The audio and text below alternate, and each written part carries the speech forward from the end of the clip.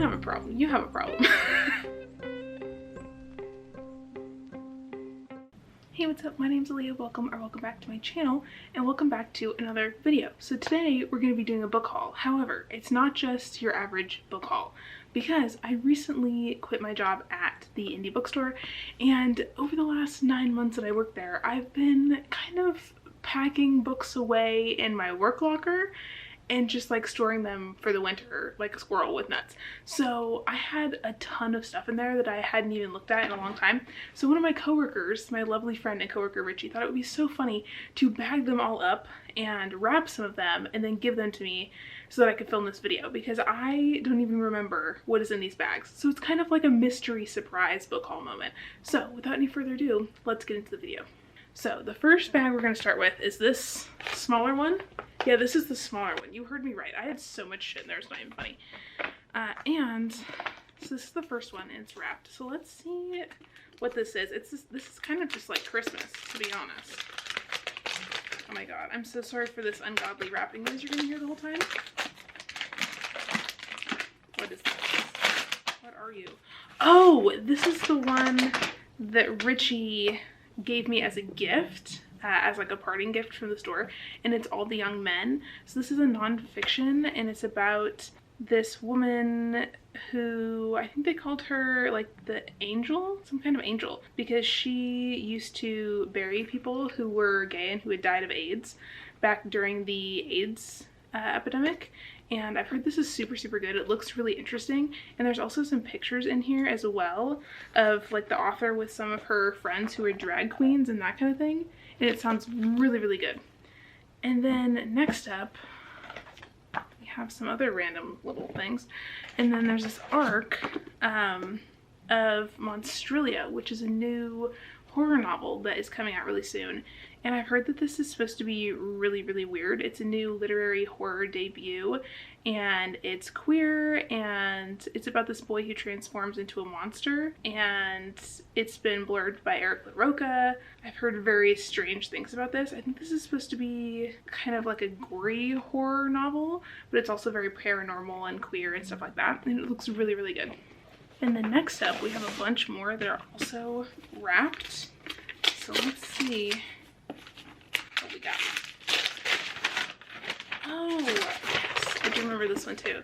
So this is book 3 in Richard Osman's series. This is a mystery series, and I've been really wanting to read this, and this is the only one that I have because I haven't been able to find books 2 and 3 in hardcover. But this is the third one in the Thursday Murder Club series, and this is a series about these old folks who basically try to solve cold cases, and it's this group of friends, and I think there's a couple women and a couple men, and I think there's also some like romance in here too, but I've heard that these are really funny and really like lighthearted, fun mystery novels, and I really want to read this series. So I grabbed book 3 when it was like damaged out at the store. What else is in here? There's a whole like stack of ones that are wrapped. So here we go on this little adventure. Past me has really good taste though, so I trust her. What are you? Oh, I don't remember this at all. This is called Blue Skies by T.C. Boyle, and this is another one that's an arc. It comes out in May. And what is this about? Oh, I think it's about climate change in America. And it's supposed to be kind of a satirical novel. Interesting. I've never read from this author before. Wow. Okay, and it's set in Florida and California, and it's about these families who are kind of like trying to figure out the world during this climate crisis. And it sounds like there's also some like horrifying elements, and I think it's really about like family and the environment and stuff like that. But it also has these cool like snake pages in it. So I don't know, if you have read this author before, or you know anything about this book, or if you've read an arc, let me know what you thought, because I think this is one that I picked up that's a little bit out of my comfort zone. But I am interested in reading about like climate fiction. I've read some before, like I read that one by Lydia Millett like a couple years ago, and that was really good. So I think that's what past me was thinking. Okay, what are you? Oh, okay, this is Inkblood Sister Scribe. So this is a new fantasy novel that's coming out in June of 2023. And I think this is a adult fantasy debut. It's about two sisters who are tasked with guarding their family's library of magical books, and they have to work together to unravel a deadly secret at the heart of their collection, a tale of familial loyalty and betrayal in the pursuit of magic and power. Interesting. So it's like a generational story about these women, and I think some of them are also scribes in this library. Interesting. And the blurb says it's similar to Ninth House and Practical Magic, and it's very atmospheric and has vast world building and a mystery element to it as well. So that sounds really, really good. I had forgotten about this one too. Isn't this cover super cool too? Another one that's wrapped. This really is just Christmas in the spring.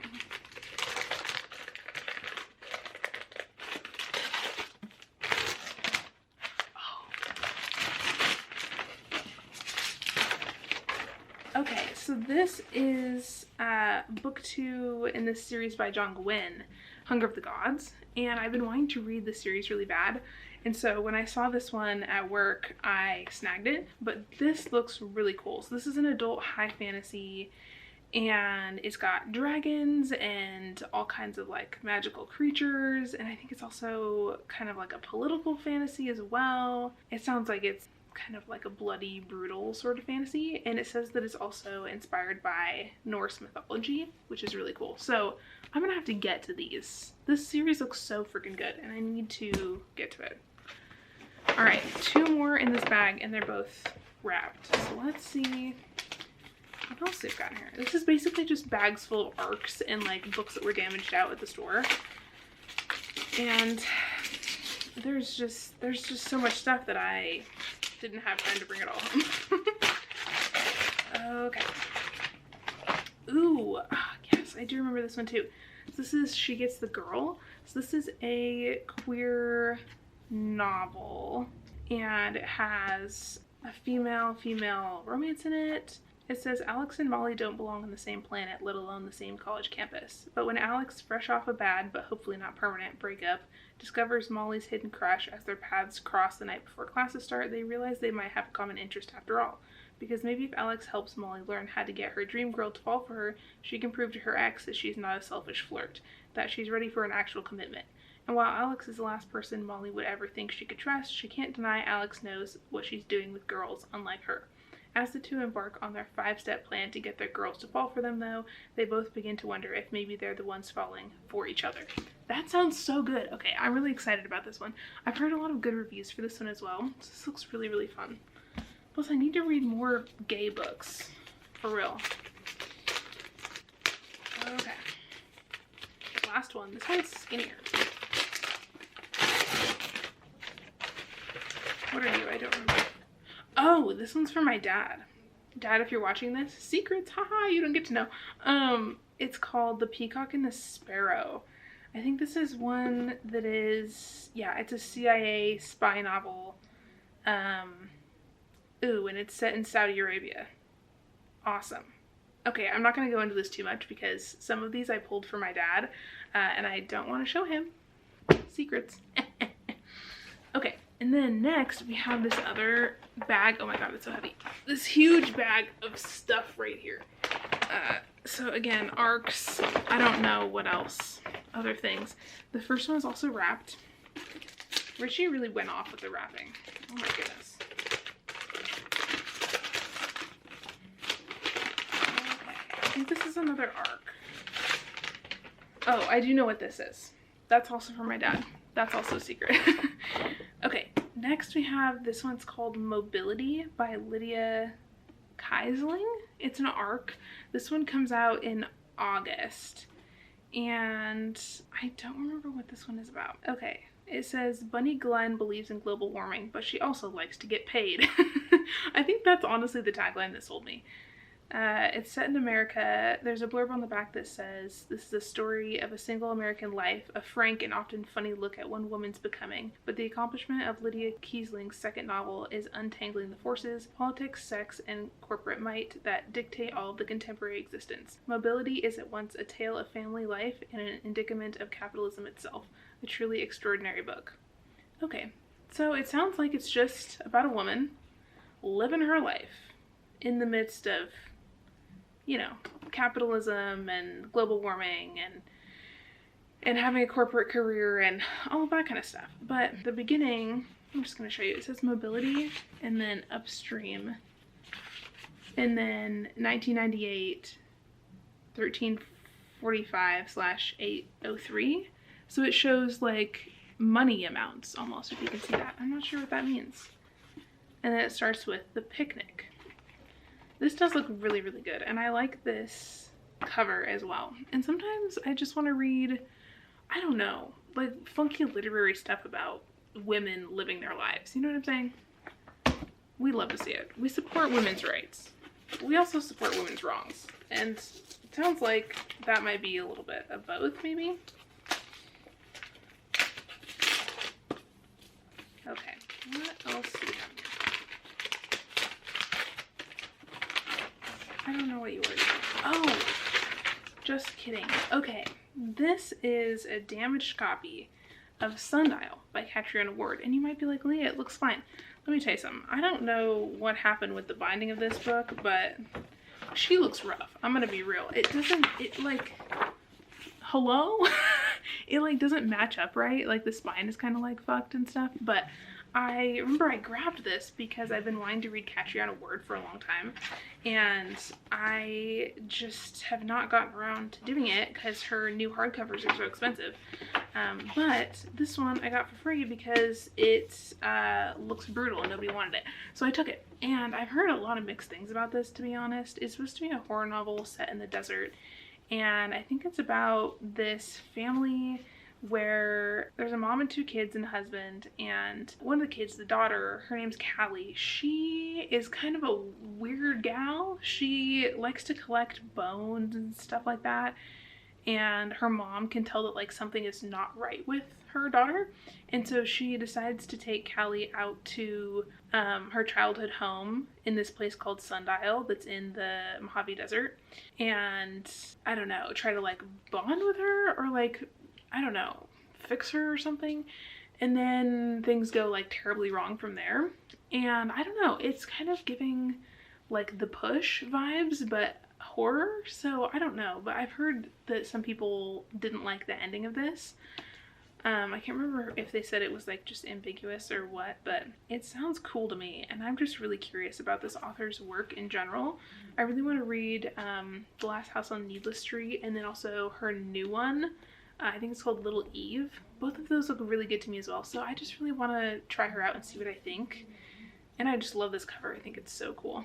So we'll see what I think of that. That might be kind of questionable, but we'll see. And then next up, I have this book that I don't think anybody really cares about but me, and it's called Fresh by Margaret Wood. So this author used to work for Epic Reads, which is a publishing company, and she was one of the people who made like social media posts for that company, and so I knew who she was a long time ago. Look at these red solo cups, that's cool. And then this is her first novel that she's ever written, and I just thought it sounded interesting. And I think it's one that's set in college, and that's something I've been wanting to read more of, is like books with college kids, because I feel like that's not something you see a ton. It's either like YA or it's like they're out of college in their 20s, and I just want something that's that like new adult range with these college kids, because I just think it's interesting. So this is one that I saw that I thought would be good for that category of things that I'm missing in my reading. It's called Fresh, which I think is really cool. And this is like printed right on the hardcover, so that's kind of fun as well. And then next up, this is an interesting find. This is a field guide for mushrooms. You're probably like, Leah, what the hell? This is the most like out-of-pocket bag of shit ever. You're right, you should say it, to be honest. But I I just feel like I have been getting more curious about mushrooms lately, and this is like a damaged field guide that we got at the store, and people are really into mushrooms in this area, so we got a lot of field guides in, but I just thought this was cool because it has a lot of like mushroom pictures and information and stuff. And also I really like reading mushroom horror, you know, like Mexican Gothic, What Moves the Dead kind of energy.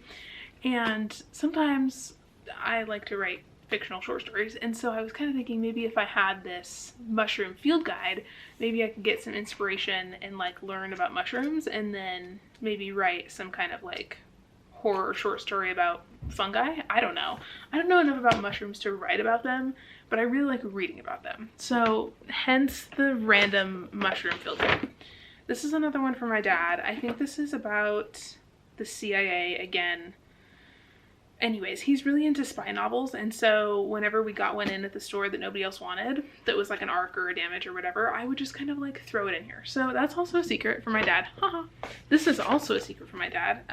This is a novel about how in World War II they used Navajo code talkers to create this like secret code to communicate with the different troops. Anyways, that's also cool, also secret. This one is Project Hail Mary by Andy Weir. So everybody was screaming about this and saying it was so good. And then we got this damaged paperback and I was like, you know, I want to read this and just see if it's my cup of tea, because I really like space books, but I've never read Andy Weir before. And I also have The Martian, and I haven't read that either, and I never saw the movie or anything. So I'm curious about this. This is very similar to The Martian, I think, where it's another guy who's like the sole survivor of a mission, and it's another like space survival story. And the tagline says, "A lone astronaut, an impossible mission, an ally he never imagined." And yeah, I think there's something about he teams up with like an AI or something to try and like survive. But I've heard it's incredibly good, and I think there's also some kind of like big twist in here that everybody screams about, and I'm just curious. So there's that. Next up we have a couple more that aren't wrapped. So we have She Who Became the Sun. This is a adult high fantasy novel. It's in the same vein as like The Poppy War.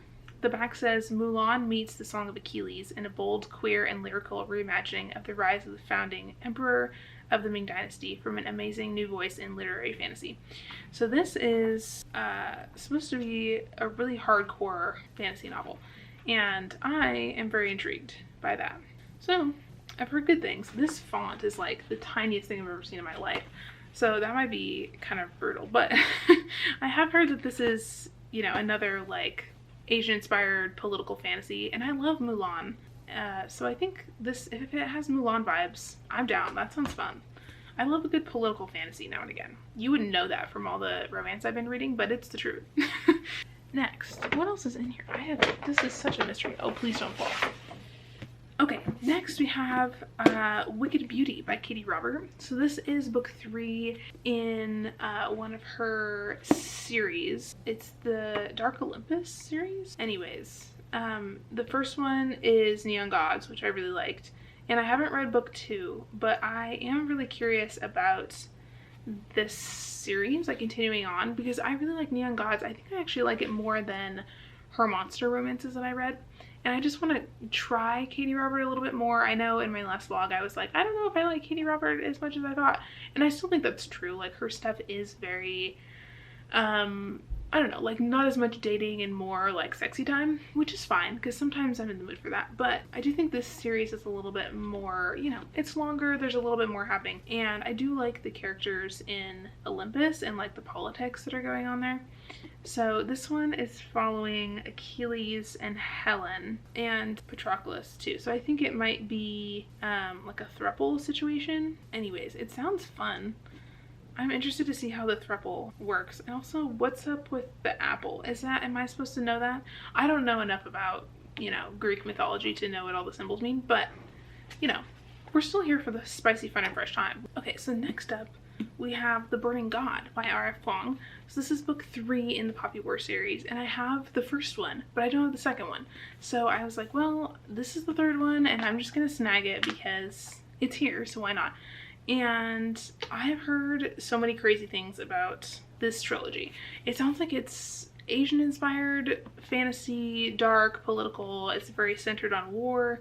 It's about this character named Rin who goes to this magic school to train to be a part of the military, and then a war breaks out and they have to go to war, and it sounds dark and messed up, but also really interesting because I really do like political stuff. So I'm interested to see what I think of this trilogy when I eventually get to it.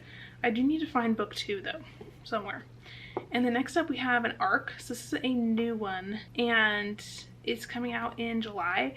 It's called At the End of Every Day by Ariana Riche. Not sure how to pronounce that last name. Sorry if I butchered it. But this is a novel set in an American theme park. So the back says, this is a smart and surprising escape room novel, transforming America's theme park urban legends and pop culture mythologies into something darker, stranger, weirder, or else only making clear what dark and strange and weird holds such amusements have always had on us. So anyways, it sounds kind of peculiar. The synopsis says, in this haunting debut novel, perfect for fans of Ian Reid and Julia Armfield, a loyal employee at a collapsing theme park questions the recent death of a celebrity visitor, the arrival of strange new guests, her boyfriend's erratic behavior, and ultimately her own sanity. It's about this woman who spent years working at this iconic theme park in California, and then some Hollywood star dies on the premises of the theme park, and so she's tasked with like shutting down the park for good. But there's some weird, sketchy things happening at this theme park, and it sounds really interesting. And I really was intrigued by the fact that it's, well, it says this for fans of Ian Reid and Julia Armfield, because those are two authors that I've also been really interested in, who are known for writing like dark, funky, weird horror novels, and so I'm intrigued by this. I have no idea where this is gonna go, but I'm excited to find out. And also in the front there's this really cool like map of the theme park, and so I thought that was kind of fun. And there's also these little like roller coaster pictures on it too, so that's fun and exciting. And then we have 2 more. So second to last is All Boys Aren't Blue. So this is one I've been meaning to get to for a really long time, and we got a damaged copy and I was like, well, why not go for it? So this is about this man who wrote this young adult memoir, and he's a queer activist, and I think it's about him being trans.